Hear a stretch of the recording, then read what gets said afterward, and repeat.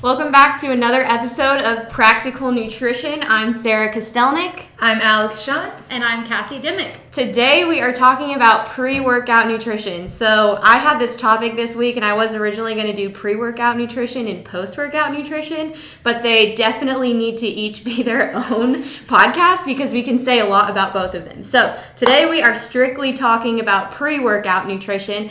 And in the sports and wellness industry like we are in, we get a lot of questions. What should I be eating before a workout? Should I be eating before a workout? Which is a great question. And knowing what to put in your body, if you should put anything in your body, you could argue is almost just as important as the workout in itself, because it's crucial to provide your body with proper fuel from the foods you eat, emphasis on the word food, in order to help your body prepare for exercise.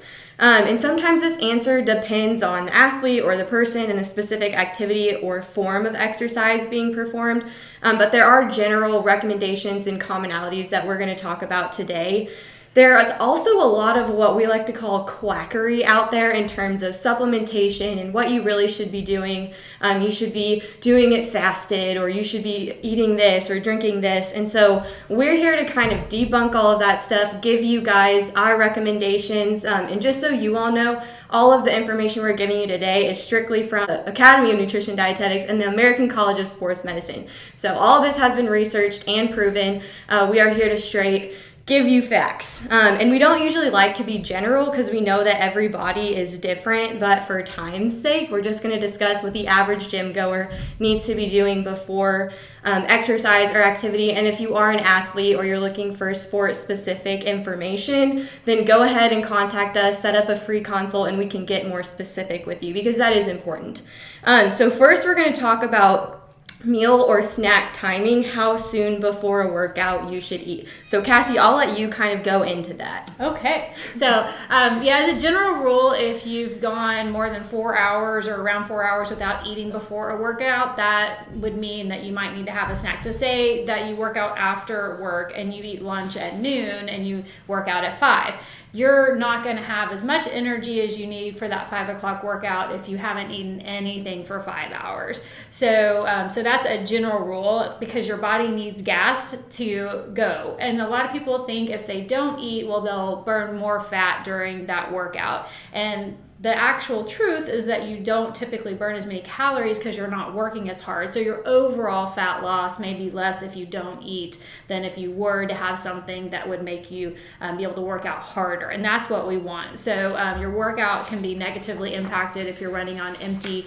And, really we're talking about carbs or glycogen, those kinds of things that you would eat. And something that's easy on your stomach. I know, I work out in the morning. When we say 4 hours, obviously when you wake up, you haven't eaten for more than 4 hours. Hopefully you've slept longer than that. So I would definitely have a snack there. And how long before you eat really dictates what type of snack you would have. I am not going to get up 4 hours before my early morning workout. So I'm not going to get up at 1 a.m. or 2 a.m. to eat before my early morning workout. So I'm only eating like 30 minutes before. So I'm going to keep that snack really small, which, we may talk more about, but, and having it more carb based. If you've eaten a meal, say you work out later in the day, you may want to eat 4 hours before. So maybe you can have your lunch at 1 and work out at 5. That might work well for you.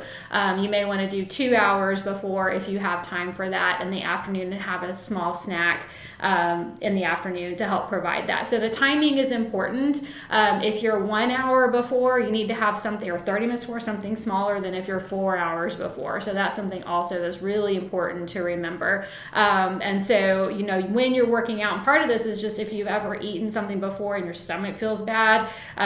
Yesterday this happened to me because I wasn't planning on doing the workout that I did. So I ate my full breakfast, and so because of the ice and all the things we were experiencing, I ended up doing a really hard workout with a couple of 20-year-olds. so instead of my usual run. And so I had eaten eggs and, all the pomegranates and things I wouldn't typically eat before a workout. So I actually had some nausea during that workout that I usually wouldn't have.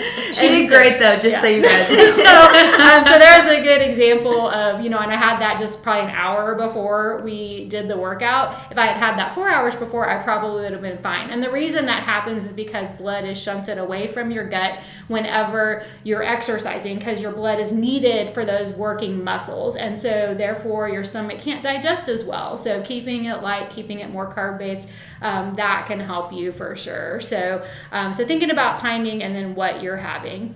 And what Cassie mentioned is what we work on with a lot of our athletes or people that are active. We call it training your gut, especially with runners or people that are, doing activity for a long amount of time. It's important to kind of test and experiment what foods works best before your activity. Otherwise, if you go and do a workout or if you go compete or playing a game and you experience nausea and maybe you have feelings of diarrhea and all that stuff, all of that happens whenever you introduce things that are not as easily digested, or if you've eaten too much and stuff like that. So that's kind of what Cassie experienced yesterday. Yes.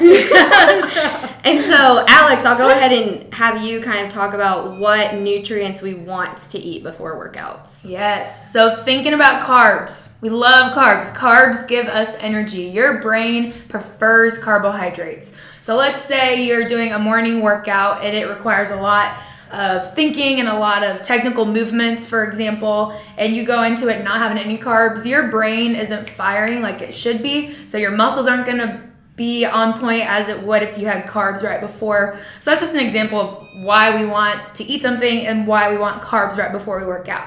So they serve as our energy source both at rest and during exercise, but becomes the sole source of energy during very intense exercise. So looking towards the end of your exercise, if you feel like you are running out of energy, those carbs right before are going to help give you energy. Or if you're doing a really long workout, say you're running for 2 hours, you're going to need carbs during your workout, which is probably a whole nother thing that we could talk about. But that intra-workout carb intake is important as well. However, carb stores in the body are limited. That's why we want you to consume carbs before exercise. So if you fast through the night and then go to a workout in the morning without having any carbs, your liver glycogen, which is where it's stored, is being used throughout the night to help run your body and help keep it going. And then whenever you don't have any carbs in the morning, you're kind of depleted. Kind of like that gas thing that we were talking about earlier. So it's important to have carbs right before you go work out. Our muscles are like sponges, so they soak up all that glycogen. Another place where we store glycogen, our liver and our muscles. So we want to be sure it's saturated right before we go and work out, which again, why we want some carbs right before we go. So glycogen, again, primary energy source during intense bouts of exercise, and research shows that athletes who consume higher carb diets delay their onset of fatigue. Awesome. They're setting themselves up to last longer in an event or an activity by consuming carbs before and sometimes during exercise, which I already mentioned. So again, as you can tell, very important to have carbs right before you go exercise. Like Cassie, I try to work out in the morning, so I'm trying to get something right before I go. A lot of like high school athletes, if you're a swimmer, you're swimming in the morning. So again, it's important to make sure that you're getting at least something before you go and exercise, and you want it to be mostly carbs right before you go. And Alix, are there cons of not consuming carbohydrates if you're active? Yes, there are, Sarah. Thank you for asking. There definitely are. Chronic levels of fatigue, reduced muscle and liver glycogen, reduced endurance, so your ability to perform longer bouts of aerobic and cardiovascular exercise, and reduced blood glucose. So if you're experiencing like hypoglycemia while you're exercising, then you're probably too low carb right before you go work out. So there can be some cons to having low carb intake right before you go exercise. And the reason that we say that is because a lot of people either will have like a protein shake that's all protein and no carbs before they work out, or they won't eat before they work out, or they'll eat something that's not carbohydrate based. And so with all people that are active, we want you to be consuming carbohydrates because of all the great reasons that we just listed. So making sure that you eat some form of carbohydrate-rich food that contains a little bit of protein, but not a lot of protein, and is low in fat, and also not too high in fiber, and that's a very individualized. Fiber can be harder to digest. So like for example, bananas have fiber in them, fruit has fiber in them, versus like crackers or saltine crackers may not have as much fiber in them, just because it's easier on our stomach. But again, that can be very individualized. I have a lot of athletes that can consume fiber right before they work out and they're fine, but they've trained their gut for it. So don't do fiber before a game or event unless you've practiced it. So a good example is one of my friends had, practiced all of this stuff before a half marathon, and then they ate some beans before it, and it was horrible. It was terrible. Stick to what you know. Yes. Stick to what you know. Yeah, stick to what you know. Beans are probably one of the worst things you could do too. They're very high in fiber. So we generally recommend about 30 to 60 grams of carbohydrates before you work out, and how much you eat depends on the time that you're giving yourself before you work out too. So examples of carb-containing foods too, just as a reminder, are things like grains, vegetables, and fruits, although those do contain higher fiber, dairy products, soy products, and sweets. Not that we want you to consume sweets before you work out necessarily, but they do contain carbohydrates. So now we're going to move into protein, because there are a lot of misconceptions about protein around exercise and just in general. So Cassie, do they have a role in exercise? Yes, definitely protein has a role in exercise. But a lot of people have a misconception of what that role is. So it definitely is important for muscle growth and repair, but it only supplies 10% of fuel when glycogen stores are low and 5% of fuel when glycogen stores are high. And remember, glycogen is that stored carb. And a lot of this is about keeping your brain happy. I always tell my clients that. So a lot of the fueling, it's not that you can't make that workout or complete that workout without the carbs. It's just that your brain wants the carbs and it needs the carbs, and your brain is going to be happier, and therefore let your body work out harder, fire more muscles, and you'll have a better workout. So a lot of this, you may think, oh, well, I do just fine without eating carbs before. And that may be true, but how much better could you do if you did have carbs? You don't know until you try it. And so protein is not going to give you what your body needs. And if your body is using protein for energy, that's actually a bad thing. That can lead to rhabdo and some of those negative effects.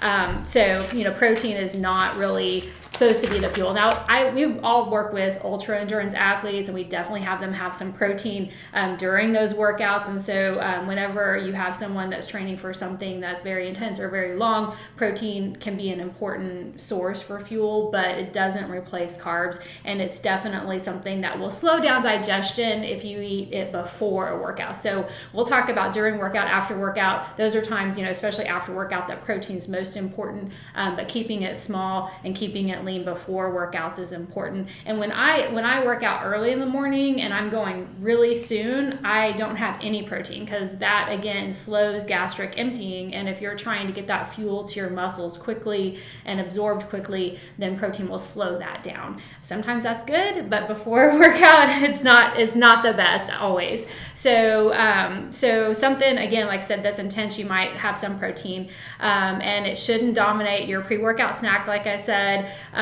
So a little bit of protein before activity can be helpful. Sometimes if we're doing a strength workout or a workout that's not just cardio, you may want to have a little protein so you have a little bit in your system to start rebuilding quickly. And again, if you have a mixed meal because you work out later in the day, don't worry about having protein there. That's something that's good that you need to have at lunch, for example, at breakfast, for example, but it just shouldn't be the main focus of that meal. And again, lower fat types of protein. So you wouldn't want to have a ribeye steak, for example, typically, and go out and do a hard workout. So something that's a leaner choice of protein, seafood, eggs are fine, chicken, that kind of thing, and lean meats. So those would be healthy options. And then low-fat dairy would be other good protein options that you could do. And again, testing all that out during training is great, so then you'll know what to do if you ever do compete or you have a workout that is really important to you. So less than 5 to 10 grams before your workout is what we recommend. And again, a quick little snack, early workout, you can have really very little protein and be fine, and then have your protein right after. Right, so emphasis on just a little bit of protein and not it dominating your overall pre-workout snack. So we talked about carbs, we talked about protein. Now we're going to talk about hydration, because yes, you should be hydrated before you work out and while you work out. So Alix, I'll let you dive into that. Yes, so you should be hydrated. And overall water intake, you want half your body weight in ounces daily, whether it be coffee, tea, it can be like juice and that kind of stuff. But again, there's better ways to hydrate. So you really want to stick to water most of the time, unless you need to move into a sports drink, which again is that intra workout. And those are really high intensity, long duration workouts. So 2 to 3 hours prior to exercise, about 2 to 3 cups of water. So 16 to 24 ounces or so right before you go exercise to help hydrate you before you go in. And then 10 to 20 minutes prior to exercise, about a cup. You want to drink to thirst. You don't want to be overhydrated because that could be dangerous as well. That can dilute your electrolytes. So you wouldn't want to do that. So you want to be sure that you're just staying hydrated and make sure that your pee, I know, oh my gosh, pee, is like a pale yellow color. You don't want it to be clear all the time. You don't want it to be dark yellow. Just that pale yellow color is what you're looking for. If you do need caffeine, consume natural sources like coffee and unsweetened tea. Steer clear of pre-workouts. They could be contaminated. The FDA doesn't regulate them. We're not sure what's in them. A lot of them have way too much caffeine and it's really concentrated. It can be high in sugar. So we want to be sure to steer clear of that. And then there's also, we already talked about pre-workout hydration, but intra-workout hydration, which again is a whole nother podcast. Some people consume Gatorade and Scratch Labs and all those types of things to help get carbs during their workouts. But again, you have to be careful of what type of solution you do, because if it's too diluted versus too concentrated, that can cause some GI distress. So you want to look for like 6 to 8% carb solution, which again is a whole nother thing. But you want to be hydrated right before you go into a workout. So I was just going to say one thing about pre-workouts. We're not saying that pre-workouts don't make you feel better during your workout. Yes. Because, but what we're saying is that they may not be safe. And so they are highly contaminated when they look at third-party testing and what's in them with substances that are banned. And other substances that may be pharmaceuticals. And so we're not saying that they don't work. You may feel great when you take them. What we're telling you is that they are highly contaminated with things that aren't on the label. They don't have to put everything that's in there on the label, and you have no idea what you're consuming. What we do know is what we're saying today is that carbs, hydration, and caffeine will help your performance. We know that from research. There are healthy, safe ways to get that in, which is what we're trying to make sure that you understand. So I know a lot of people love their pre-workout because it makes them have energy. But if you're getting more energy from your pre-workout than you would from caffeine, carbs, and hydration, there's probably something else in there that maybe you don't want to have, because it might cause your heart to stop during your workout, or other things that side effects from things that are in there that you definitely don't want. So especially doing something like that and then pushing your body to the limit is just not a very safe way to go about your exercise routine. So just want to make sure we're and they're expensive. Oh yeah. So save your money. This is true. Yeah. So they are expensive, and you can get the same benefit from something much cheaper. Exactly. Right. And to bridge from that, there are lots of other pre-workout supplements too. And so you're probably wondering, do they have their place? Should I be taking those? And we've said this before, we are food first kind of people. We studied our whole education and career on what food can do for you. And so you'll always hear us emphasize food first, but things like pre-workout, protein powders, caffeine in general, generally we steer clear of recommending supplements because this takes us away from consuming whole foods, which we know works for pre-workout fueling. That's why it's a part of our recommendations for pretty much everyone that we see across the board. However, there are some supplements that have showed promising results in research, and we're not going to talk about that at all today, because if we do, we will be here forever. But things like caffeine, creatine, nitrates, which is found in things like beetroot juice, sodium bicarbonate, and beta-alanine, all of those things have been researched, and there are some good things circulating in the research community. But right now, we're going to take a food-first standpoint, and we'll probably discuss these maybe even individually in different podcasts, just because we can say a lot about them. So stay tuned for that, because there's lots of good information and probably lots of myth debunking as well. So last thing we're going to do is talk about what kind of snacks or meals would be good beforehand, but I want Cassie and Alix, and then I'll do it too, to share what we like to do before we work out. So Cassie, if you want to go first. Yes, so my favorite thing is graham cracker. I love graham crackers before a workout. I'm a runner, and so this is what I have every single morning before my run. If I go on a long run, which, if you're an endurance athlete and you train for things like half marathons or even, 10Ks or or full marathons, ultras, your pre-workout on those longer workouts, if it's anything over 90 minutes, needs to be bigger and, preferably beforehand. So I'll try to eat, 1 to 2 hours before on the weekend before a long run, and I'll have more graham crackers and I might add some almond butter to them, so a little bit of that protein in there, versus during the week I have maybe one sheet, on the weekends I might have 3 or 4. And so whatever it is for you though, then you need to try things, see if you like it. But a little something healthy like a graham cracker that I don't usually typically eat sits well in my stomach, and I've done it forever. So. All right, Alix, you're up. Okay, mine is typically a Clif bar, and that's longer runs like Cassie was saying on the weekends. That's what I figured out sits best. I kind of have a sensitive stomach, so I don't know why, but I'm like Clif bar, it sits well, and then 2 cups of coffee always. Black coffee, always. Natural caffeine. Natural caffeine. I cannot run without coffee. But then I give myself a little time before I go for my run, to let it digest. But yes, coffee. And then if it's like during the week, a quick one, I'll do, which this might be Sarah's too, one of these Gogosquezzes, which we have here. Or I'll even break up a Clif bar and do like little pieces of it, because I don't need 45 grams of carbs if I'm doing like a 30-minute run. I might need just a little bit less than that. So. And mine is a Gogosquezze packet. Sometimes I'll do 2, depending on how long before I work out and how long I had my meal before that. And then sometimes I'll add a cheese stick too.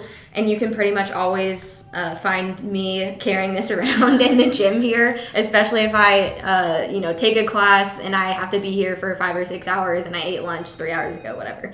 So I definitely embrace my inner child and squeeze the Gogosquezze. Other, dietitian recommended pre-workout fueling options, which we'll list these in the comments. That way you guys can take a screenshot and take them with you. And again, it's very individualized. For example, I cannot do peanut butter before I work out, or any kind of nut butter. It really upsets my stomach, but a lot of people do great with like a banana and peanut butter. PB&J sandwich, oatmeal and fruit. Oatmeal is a great option. Apple and nut butter, some nuts and raisins, emphasizing the carbohydrates from the raisins, and then some nuts in there for a little bit of protein. Gogosquezze packets and a cheese stick like I do. Granola bars, Clif bars like Alix does. We also like Lara bars, RX bars, Kind bars. They have a little bit better ingredients than like the chewy granola bars from Quaker. And then you could do like toast and a hard-boiled egg, or even a sweet potato with some cinnamon if you wanted to mix it up. So bottom line, yes, you should fuel yourself before you work out. It depends on the person. It depends on the amount of time that you have before you work out and the type of activity that you're doing. But we want you to go into your workouts fueled from food. Your body does need carbohydrates to fuel your muscles, and you might want some additional protein in there, but emphasis on carbohydrates. Again, those exact numbers that we said before, 30 to 60 grams of carbohydrates, again, depending on how soon you're working out, with less than 5 to 10 grams of protein. Emphasizing 1 to 4 hours. Remember, if you've gone over 4 hours without eating, try and get that snack or meal in.